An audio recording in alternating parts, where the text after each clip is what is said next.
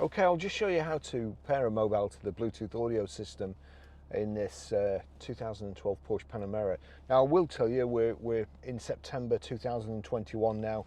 I've got an iPhone 12, it's been a recent update, and when I first tried to do it I struggled. It wouldn't pair, so I had to do it 2 or 3 times until it finally did it. But just so you know, if you can't do it, switch your mobile phone off, leave it off for 30 seconds, switch the car off, lock the doors, again leave it shut for 30 seconds before you open it, and switch back on again.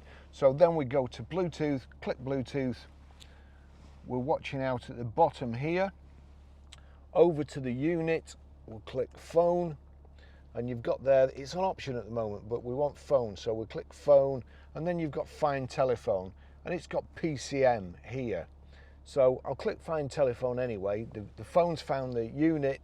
We'll wait for the unit to find the phone, see if that helps. The trouble is, as cars are getting older and the systems are getting older, and the more updates there are with the iPhone, the more apps you've got, the more chance you have of conflicting.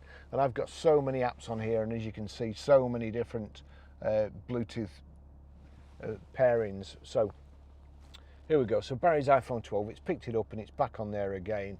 We'll click on there, Barry's iPhone 12, connecting Barry's iPhone 12, passkey 3290, 3290, pair. Allow contacts and favourites to sync, allow. Now it's done it first time this time, but I have had it switched off and the phone switched off, just so as I didn't look like a complete idiot when I was doing this, which I normally do. And you see there, PCM connected, so that's it. You can now use your phone to dial out from the car, or use this. Let's just go back.